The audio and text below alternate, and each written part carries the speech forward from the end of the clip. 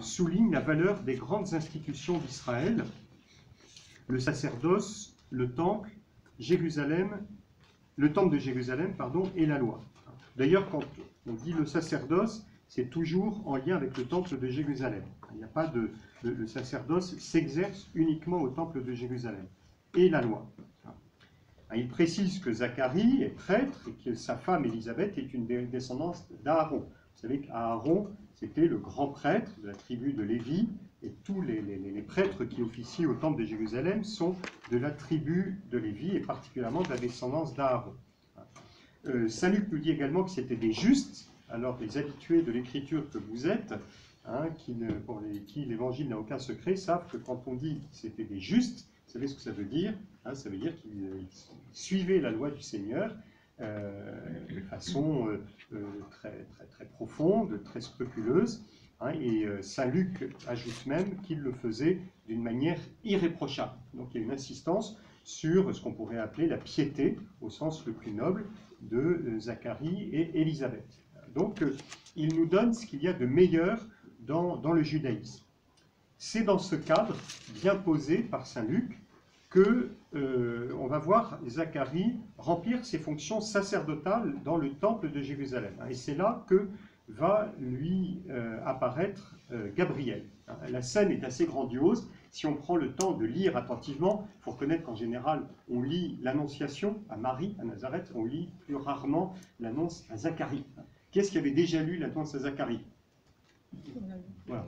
Qui a découvert l'annonce à Zacharie? Voilà. Et il y en a qui n'ont levé le doigt ni à l'un ni à l'autre, donc ils ne l'ont lu ni ne l'ont pas lu. Voilà. C'est une indifférence absolue. Je vois que c'est maximum. Mais en revanche, qui a lu ou qui connaissait le texte de l'Annonciation?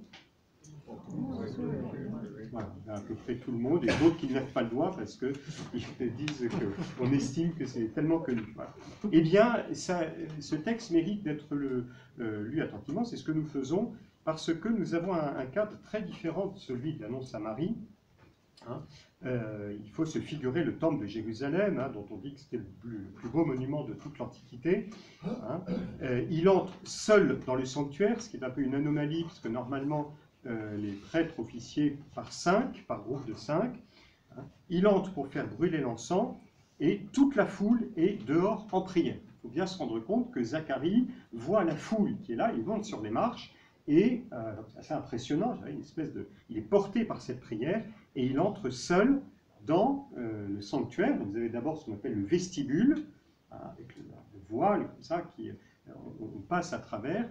Il y a le saint, le débir, qui est le Hécal, qui est le lieu où il y a les tables avec les pains de proposition, où il y a la table de l'encens, où on fait brûler l'encens, devant la présence de Dieu, devant la Shekinah, qui elle est derrière une espèce de très grande porte qu'on ne traverse jamais. Et là, c'est le débir, le Saint des Saints, le lieu où Dieu se manifeste finalement dans cette obscurité.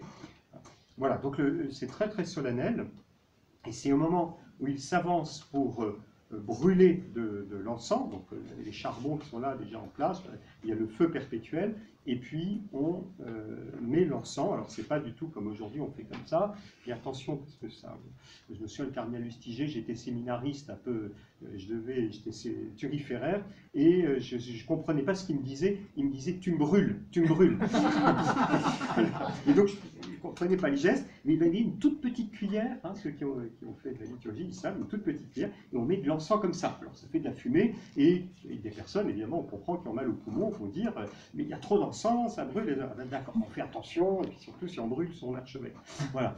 Mais là, il faut imaginer que c'est l'encens, ça devait fumer, surtout que l'encens était censé couvrir l'odeur de tous les bœufs, les moutons, les béliers qu'on brûlait. Il faut aussi peut-être un peu cette fonction. Donc il faut imaginer que ça devait donner. Ça. Voilà, ceux qui ont vu le Botafumeiro à Saint-Jacques-de-Compostelle, ils ont une idée de ce que c'est qu'un gros encensoir. Il faut imaginer que c'est encore plus grand. Il y a la table qui servait pour brûler l'encens. Donc Zacharie arrive, donc vous avez cette ambiance de prière, et portée par toute la foule qui est dehors. C'est quand même très impressionnant. Et à droite de l'autel des parfums, eh bien, il y a cette apparition de l'ange Gabriel pour lui annoncer la naissance d'un enfant. Quelque chose un événement. Alors évidemment, que sera cet enfant?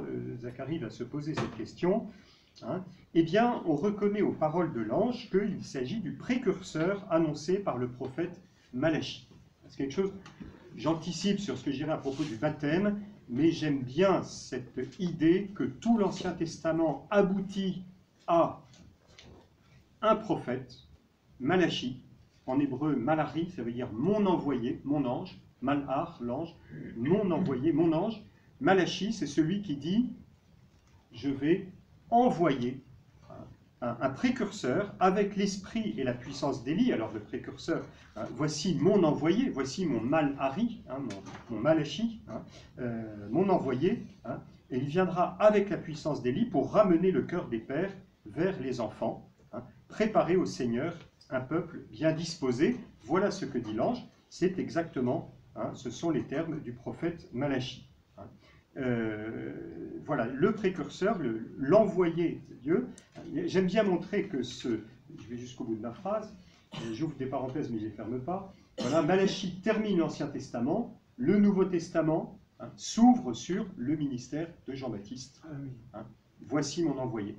Ça, je le redirai au moment du baptême, mais c'est Jean-Baptiste qui fait le lien entre l'Ancien et le Nouveau Testament. Il est l'envoyé